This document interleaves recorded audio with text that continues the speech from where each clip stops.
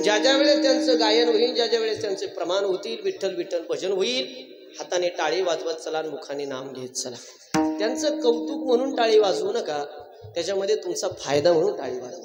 तुम्ही म्हणाल उगले महाराज त्याच्यामध्ये आमचा काय फायदा, विकू नकोय मला गायन करताना, थोडा द्यायचं बोलताना अजिबात नाही. त्याच्यामध्ये आमचा काय फायदा, त्याच्यामध्ये तुमचाच फायदा आहे महाराज.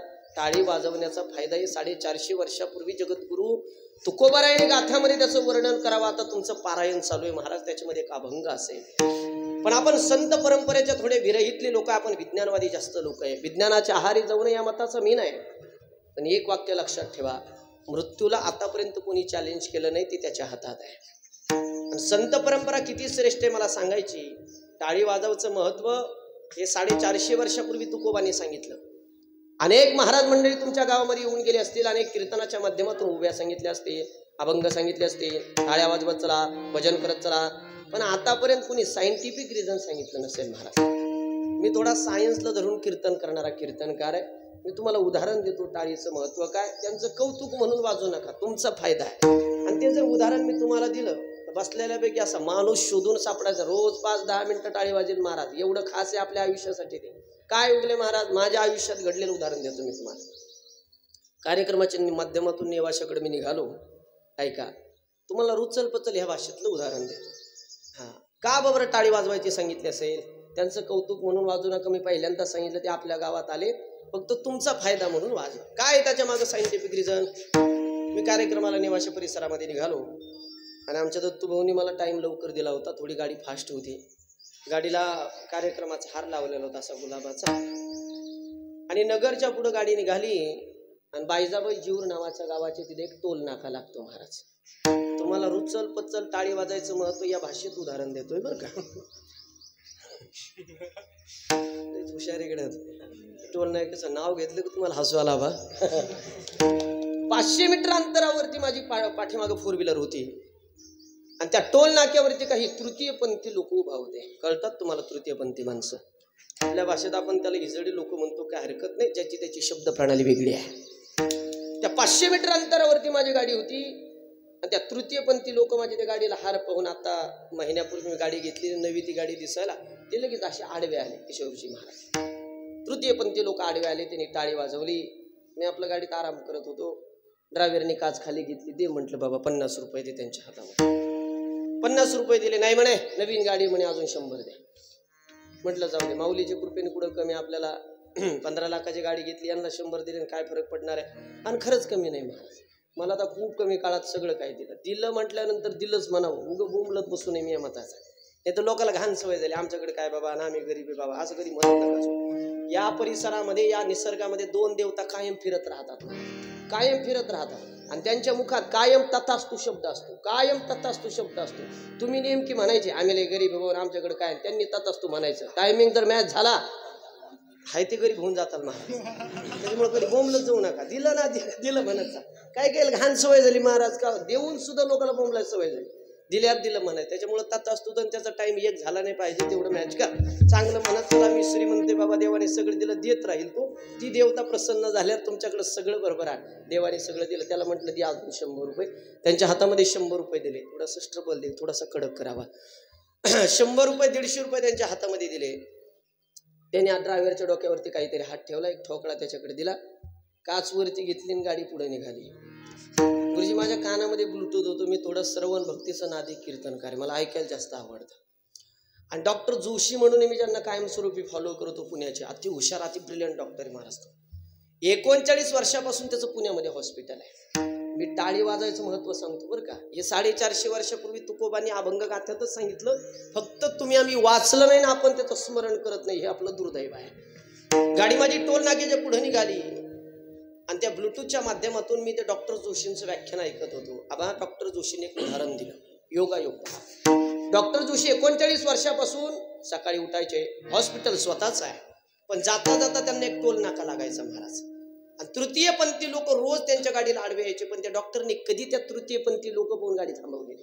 त्यांना पैसे दिले कुठे आपले श्रीमंतीत वाढ होते का म्हणे. काही काढतात लोक, त्यांच्याकडे पैसे दिले कुठे आपल्या लक्ष्मीत वाढ होते का म्हणे. लोकांचं थोडं पुस्तकी ज्ञानाने प्रगल्भ झाले की लोक याच्यावरती विश्वास ठेवत नाही, काय हरकत नाही, मला तिकडे वळायचं पण नाही. पण कधीही डॉक्टर थांबला नाही. पण डॉक्टर जोशींच्या मनामध्ये एक दिवस सकाळी उठले आणि हॉस्पिटलकडे जात असताना त्या टोल नाक्यावरती तृतीयपंथी लोक आडवे आले.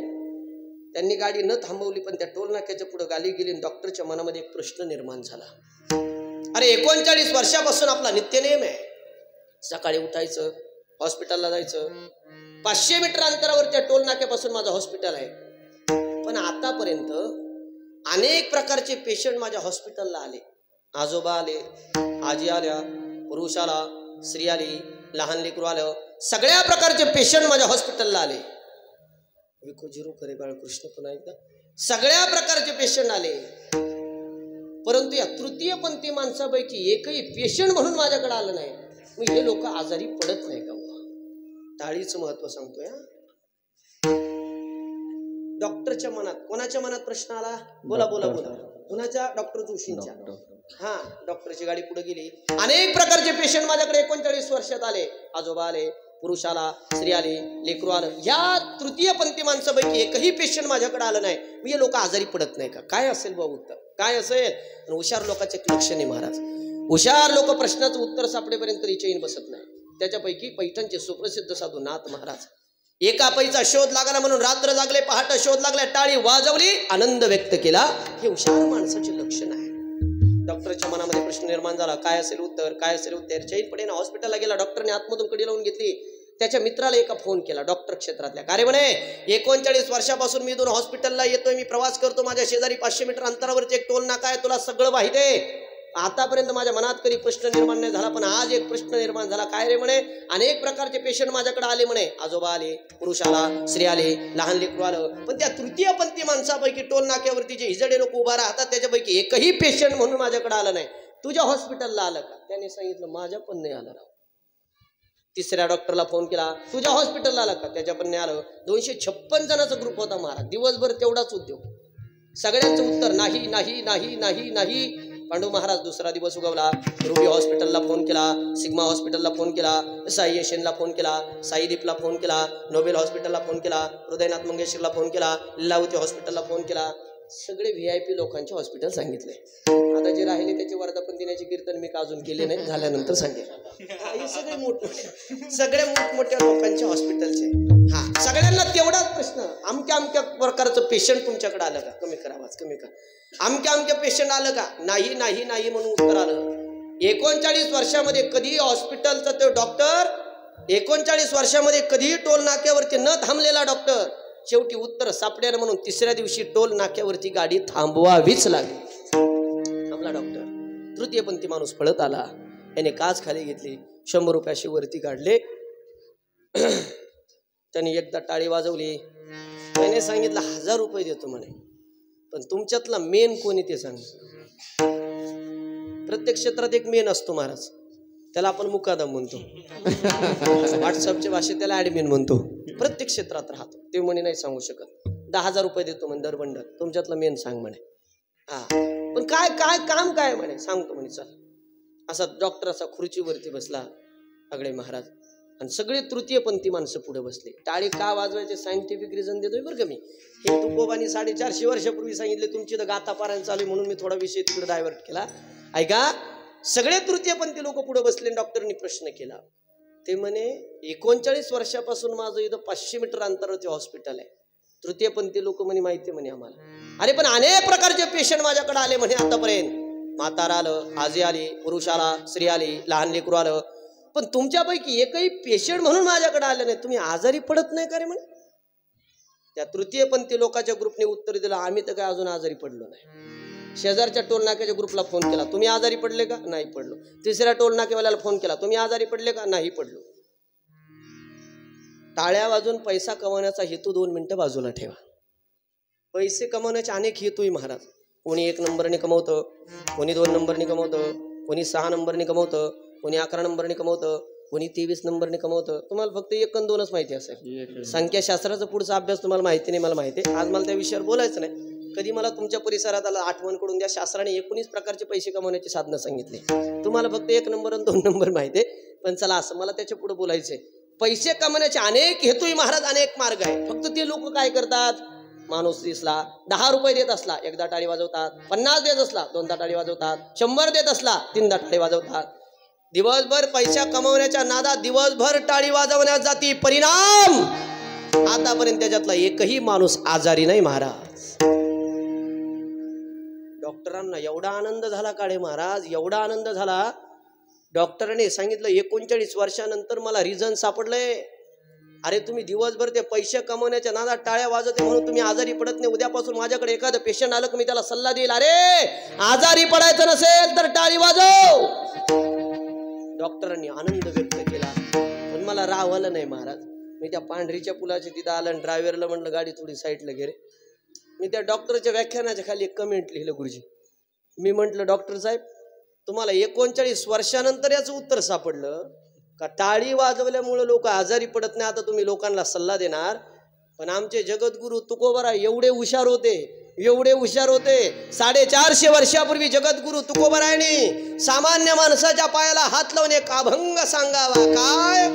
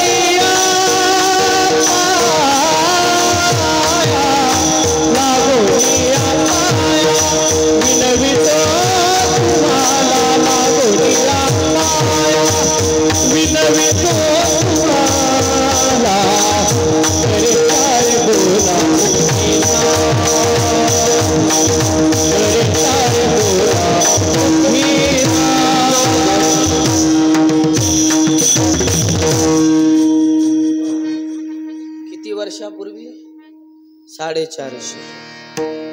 किती हुशार असतील संत महाराज.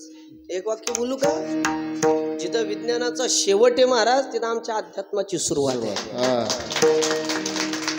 हा किती हुशार असतील संत. बरं टाळीच का वाजवायची सांगितलं असेल महाराज. लागोनी या पाया विनवितो तुम्हाला, काय करू तुकोबा करी टाळी बोला मुखी नाम. काय म्हणू विठ्ठल विठ्ठल मना वेळोवेळा. का बरं टाळीच वाजवायला सांगितलं असेल, दुसरं का नाही करायचं सांगितलं. आता सायंटिफिक रिझन देतो. बसलेल्यापैकी कोणी डॉक्टर असेल, मला असं वाटतं सरांची कन्या डॉक्टर क्षेत्रामध्ये शिक्षण घेते, तो थोडासा डीपमध्ये माझाही त्याचा स्टडी झाला, मी परकडपणे मांडू शकतो महाराज. ऐका, बसलेल्यापैकी कोणी डॉक्टर असेल ना त्याला विचारायचं माझे कीर्तन का बरं तुकोबाने टाळी वाजवायची सांगितलं असेल. किशोरजी महाराज असे काही पॉइंट आहे हातामध्ये, एकावरती एक हात आदळण्यात गेले आणि ते जर पॉइंट जर दबण्यात गेले तर माणसाचं रक्ताभिसरण फास्ट होतं. आणि रक्ताभिसरण फास्ट झालं की माणसाला आटेकी येत नाही. तुम्हाला आटेकनी मरायचं नसेल सोपा उपाय तुकोबाने सांगितलं.